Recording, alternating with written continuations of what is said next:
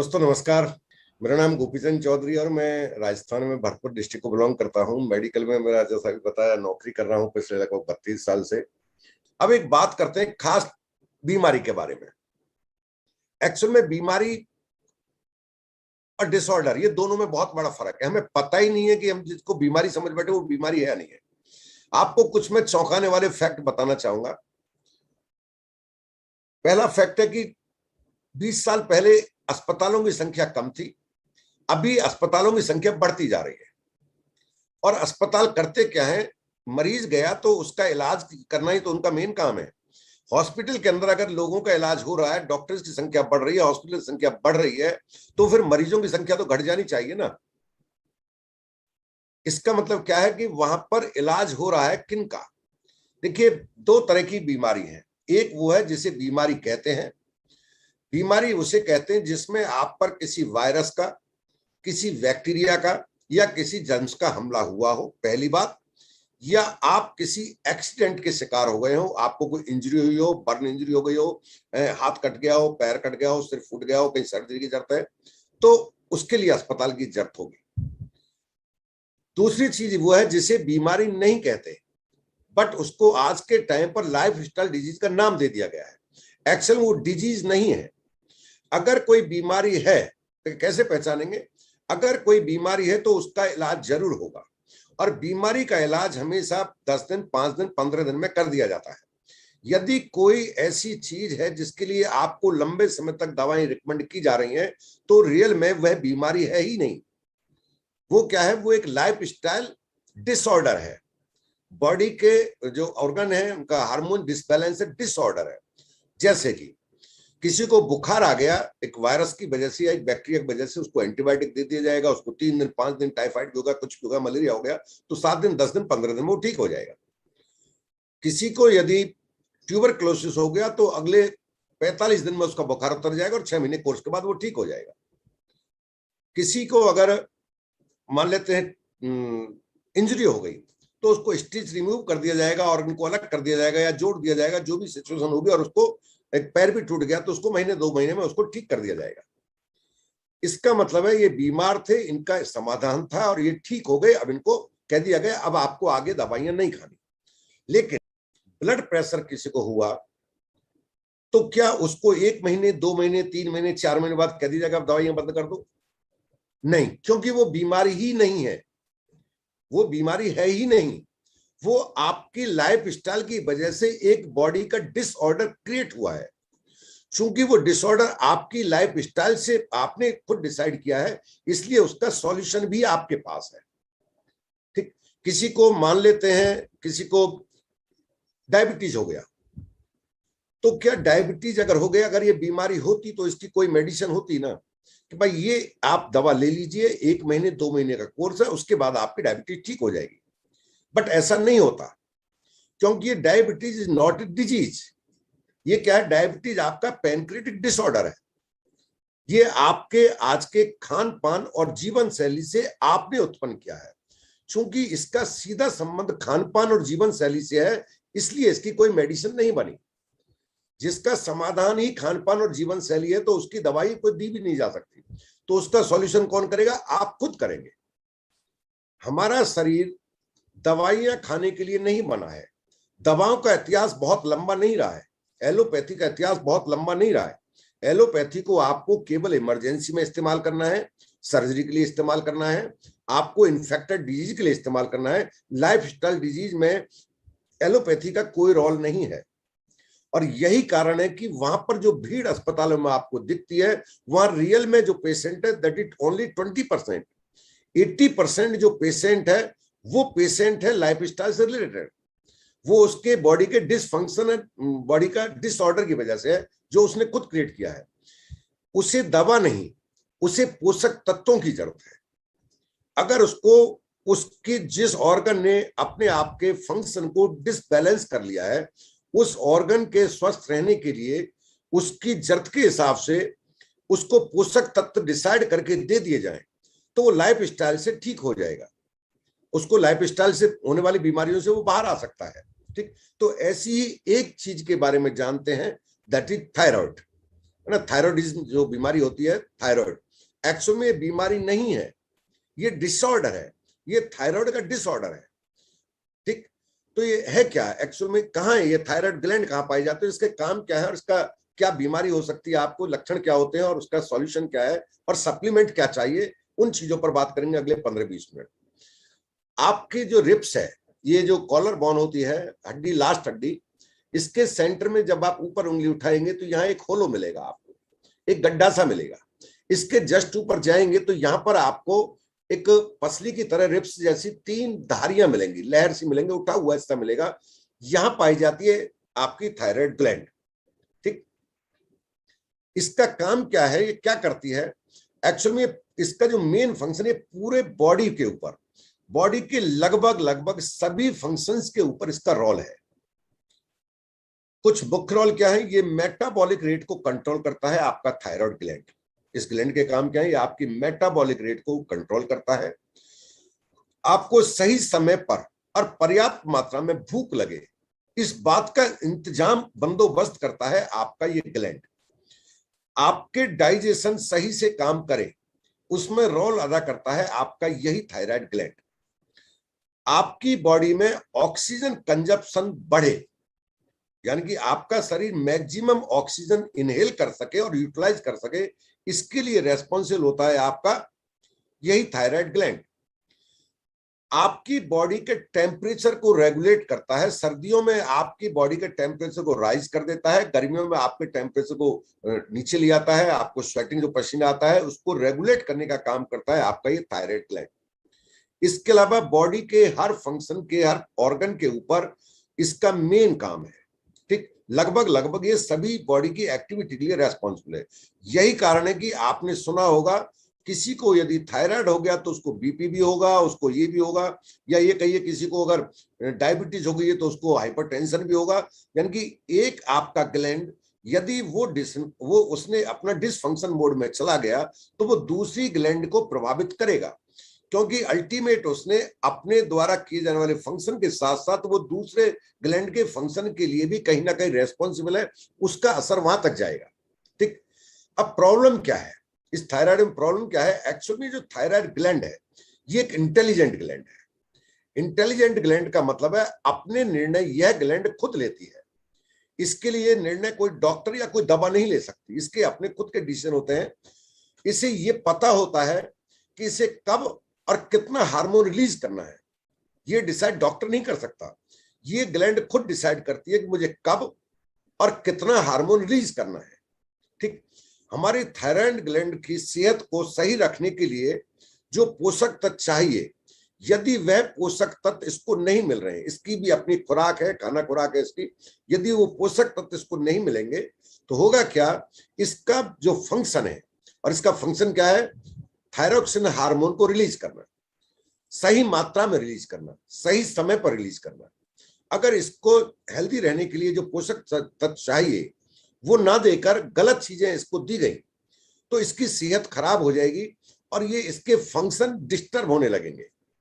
ठीक, तीसरी चीज डिस्टर्बेंस में क्या होगा, या तो ये हार्मोन के सीक्रेशन को बढ़ा देगा या ये हार्मोन के सीक्रेशन को घटा देगा।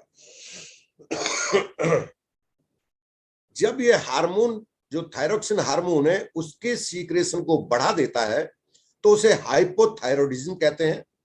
बीमारी का नाम दिया गया थायरॉयडिज्म। ज्यादा रिलीज करता है तो उसे हाइपर कहते हैं। अगर ये सीक्रेशन को कम करता है, हार्मोन की मात्रा को जो रिक्वायरमेंट है आपके उसके हिसाब से उसकी तुलना में ये कम रिलीज करता है तो उसे हाइपोथायरॉयडिज्म कहते हैं। स्पेशली लेडीज में ये प्रॉब्लम ज्यादा पाई जाती है। स्टैटिस्टिक्स बताते हैं हर 8 में से 1 महिला अपने जीवन काल में कभी ना कभी इस डिजीज से प्रभावित होती है। ठीक, 60% केस मोस्टली कभी आइडेंटिफाई भी नहीं होते, रिकॉग्नाइज ही नहीं किए जाते कि इनको थायराइडिज्म की प्रॉब्लम है। भारत के अंदर खासतौर पे देखा गया कि इस बीमारी के सॉल्यूशन के लिए या बीमारी को आइडेंटिफाई करने के लिए टेबल होती है, एक साइड में डॉक्टर होता है, दूसरी साइड में मरीज होता है। चंद मिनट वो मरीज से बात करता है और एक जांच लिख कर दे देता है।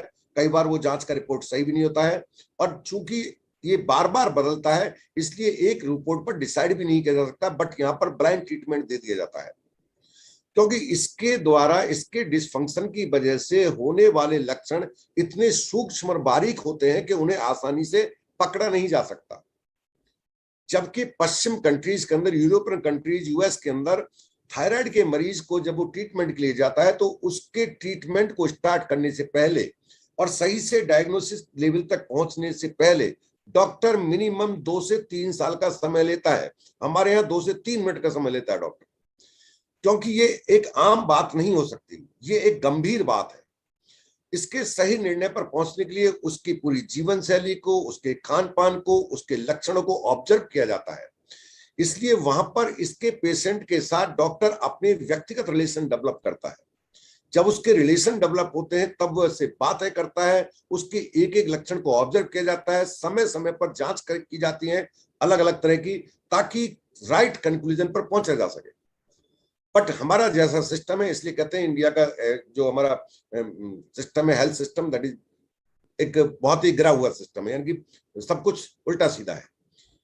वो कंट्रीज बहुत आगे हैं हमसे। उसका आप देखोगे यहाँ तो खुद ही डॉक्टर होता है, आदमी खुद ही डिसीजन ले लेता है, चाहे जिसको डिसीजन दिला देता है, काउंटर सेल होती है, दवाइयाँ वो खुद ले लेता है, सेल दुकानदार कर देता है। यूं ही चल रहा है सब कुछ, है ना। कभी एंटीबायोटिक के बारे में बात करेंगे कि ये कितना खतरनाक खेल हम लोग खेल रहे हैं। अभी बहुत जरूरत है जागरूक होने की, और पोषण पर लोगों को बहुत समझाने की जरूरत है, क्योंकि आप समाज के लिए बहुत कुछ कर जाएंगे अगर आप इस टॉपिक को ठीक से समझ गए तो। ठीक, अब लक्षण क्या होते हैं, पहले बात करेंगे हाइपोथायराइडिज्म। हाइपो का मतलब है under production of hormone. Hormone उचित मात्रा से कम मात्रा में प्रोडक्शन कर रहा है, तो क्या लक्षण शरीर में आ सकते हैं। पहला, ब्रेन फॉगिंग होने लगती है। ब्रेन फॉगिंग मतलब है एक चीजें ठीक से समझ में नहीं आती, चीजों को ठीक से हम समझ नहीं पाता, दिमाग कई बार उलझन में जाता है ना, उलझ जाता है दिमाग, कंफ्यूज सा हो जाता है। अगर ये मैं जो बता रहा हूं हाइपो यानी कि under production of hormone, depression का शिकार हो सकता है मरीज डिप्रेशन का शिकार हो सकता है, यानी कि वो डिप्रेशन की स्टेज में जा सकता है। मरीज बार बार थकान की महसूस कर सकता है, फटीग, यानी कि वो थका हुआ महसूस कर सकता है। वो ये बोलेगा कि मैं थोड़ा भी काम करता हूं मैं थक जाता हूं, मैं थका थका रहता हूं। उसे हर बार ऐसा लगेगा थोड़ा आराम कर लेते हैं, थोड़ा रेस्ट कर लेते हैं। थोड़ा एक्टिविटी करने पर शॉर्टनेस ऑफ ब्रीथ डेवलप हो सकता है, मतलब है उसका सांस फूल सकती है, उसकी सांस फूल सकती है। उसको थोड़ी फिजिकल एक्टिविटी करेगा तो उसकी सांस फूलने लगेगी। इनटॉलरेंस ऑफ एक्सरसाइज, स्पेशली अगर उसने कोई हार्ड वर्क किया, कोई भी काम किया इस बॉडी से, फिजिकल थोड़ा एक्सेस काम किया, तो वो अपने आप को इंटॉलरेंस करेगा, यानी कि उसको सहन नहीं होगा, वो तुरंत बैठने की कोशिश करेगा, मैं बैठ जाता हूं कहीं, मुझे थोड़ा रेस्ट रिलैक्स कर लेने दो भाई। उसकी स्किन ड्राई होने लग जाएगी, यानी उसकी स्किन में ड्राइनेस दिखने लगेगी साफ साफ। बालों में रूखापन आ जाएगा, बाल उसके हल्के और पतले हो जाएंगे। उसको कब्ज की शिकायत रहने लग सकती है, वो कॉन्स्टिपेशन का शिकार हो सकता है। उसको कोल्ड टॉलरेंस हो जाएगी, यानी कि सर्दी उसको आम लोगों की तुलना में ज्यादा सर्दी एहसास होगा, कम ठंड होगी और लोगों की तुलना वो स्वेटर में कंफर्टेबल महसूस करेंगे, बट उसे लगेगा उसे और तेज और ज्यादा ठंड लग रही है, वो कुछ और ज्यादा बड़ा कपड़ा पहनना चाहेगा, वो ऊपर से जैकेट पहनना चाहेगा, यानी कि आम तुलना में उसकी सर्दी इंटॉलरेंस होगी, कोल्ड को सहन करने की क्षमता है वो घट जाएगी। ठीक, और क्या होगा, उसका वजन बढ़ने लगेगा, उसका वेट बढ़ने लगेगा, और वेट इसलिए बढ़ता है कि उसका मेटाबॉलिक रेट है वो कम होने लगेगा, उसका मेटाबॉलिक रेट है वो घटने लगेगा। उसकी हार्ट बीट कम हो जाएगी, उसकी हार्ट बीट कम हो जाएगी। ये सब लक्षण किसके हैं, हाइपो, यानी कि अंडर प्रोडक्शन है उसका हार्मोन का। अब दूसरा देखते हैं हाइपरथायरॉयडिज्म। ये क्या होता है, हाइपरथायरॉयडिज्म मतलब है ओवर प्रोडक्शन कर रही है उसकी बॉडी इस हार्मोन का। तो इसके जो लक्षण होंगे वो इसके हाइपो के ठीक विपरीत होंगे लगभग।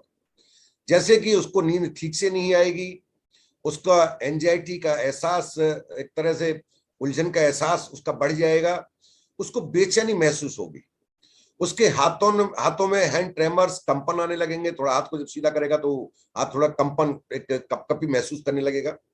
उसकी मांसपेशियां कमजोर हो जाएंगी, है ना, वो उसका वीकनेस महसूस करेगा, वो उसमें काम करने की ताकत नहीं रहेगी, यानी कि वो ज्यादा थकेगा तुलना में, उसके अंदर ताकत ही नहीं महसूस नहीं करेगा, उसका मन ही नहीं करेगा मैं कोई काम करूं। उसका पल्स रेट बढ़ जाएगा, हार्ट बीट उसकी बढ़ जाएगी। उसको हीट, जैसे यहाँ कोल्ड इंटॉलरेंस था, उसको हीट इंटॉलरेंस होगा, यानी कि उसको ज्यादा गर्मी लगेगी तुलनात्मक दृष्टि में। उसको बहुत, वो भाग के पड़ेगा कि मुझे भाई पंखा चलाओ फटाफट, भाई एसी के अंदर मुझे भेजो, है ना, कोई मेरी हवा करे। वो इंटॉलरेंस होगा उसका हीट के प्रति। उसका वजन कम होने लगेगा, और ऐसा क्यों होगा कि उसका मेटाबॉलिक रेट घट जाएगा। ठीक, तो ये कुछ मोटे मोटे लक्षण थे, ये मोटे मोटे लक्षण हैं। एक्चुअली में लक्षण ही बीमारी बन जाते हैं। दोनों हाइपो और हाइपर, एक आम सवाल होता है कि जब मेरे अंदर हाइपो है, कोई कहता है मेरा एक रिलेटिव है उसके अंदर हाइपर है, तो उसका क्या सॉल्यूशन है। देखिए, एक मिथ आप निकाल दीजिए, हाइपो हाइपर्स की उलझन से बाहर निकल जाइए। ना हाइपोथायरॉयडिज्म डिजीज है, ना हाइपरथायरॉयडिज्म डिजीज है। डिजीज है dysfunction of thyroid gland. Clear है? यही कारण है हाइपो और हाइपर की सेम ट्रीटमेंट किया जाता है, क्योंकि डिजीज है ही नहीं, हार्मोन ही दिया जा रहा है आपको सीधा सीधा। तो जो प्रोडक्शन है ना, यही कारण है कि एक ही मरीज में दोनों चीजें एग्जिस्ट कर सकती हैं। ऐसे पेशेंट मिल जाएंगे आपको जिनको हाइपोथायराइडिज्म है, उन्होंने उसका ट्रीटमेंट लिया और दवा लेते गए, कुछ दिन बाद उनको जांच कराया, हर 4 महीने में इसलिए जांच कराते, पता चला उसका तो लेवल ऊपर चला गया, कम की बजाय उसका ज्यादा गया। अब उसकी डोज को रीसेट कर रहे हैं, और रीसेट किया उसको, सेम हाइपर वाले को दवा दी जा रही है, देते जा रहे, पता लगा उसको तो हाइपो में आ गया, तो उसकी डोज को री एडजस्ट करते रहना होता है। अगर ये बीमारी होती, इसके फिक्स दवा होती, मलेरिया इतने एमजी क्लोरोक्विन दे दो, एंटीबायोटिक 500 mg एंटीबायोटिक दे दो। इसलिए चूंकि ये कंट्रोल नहीं किया जा सकता, इसलिए इसकी डोज को बार बार सेट करते रहने की जरूरत होती है, क्योंकि कंट्रोल इसको खुद करता है, इसके हार्मोन को कंट्रोल ये खुद ग्लैंड करता है। बाहर से दी जाने वाली जो दवा जिसे मान रहे हैं वो दवा नहीं है, वो इसे कंट्रोल नहीं करती, इसलिए बार बार जांच की जरूरत है और बार बार डोज को रीएडजस्ट करने की जरूरत होती है। जब प्रोडक्शन ज्यादा हो तो उसे नीचे ना लेके और नीचे से ऊपर दवा दी जाती है। अब इसका समाधान मेडिसिन नहीं है, इसका इलाज जो करने की कोशिश कर रहे हैं जिससे नहीं होता, इसलिए कभी आपने किसी को ठीक होता नहीं देखा होगा दवाइयों से। इसका समाधान मेडिसिन नहीं है, इसका समाधान है पोषण। और पोषण के ऊपर बात ही नहीं की जाती कभी डॉक्टर के द्वारा, क्योंकि उन्हें पोषण के बारे में एजुकेट नहीं किया जाता, और न्यूट्रिनिस्ट के बाद पास हम जाना पसंद नहीं करते। हम मानते हैं कि हम सब कुछ दवाइयों से ठीक कर लेंगे, वो नहीं होगा, वो संभव ही नहीं है।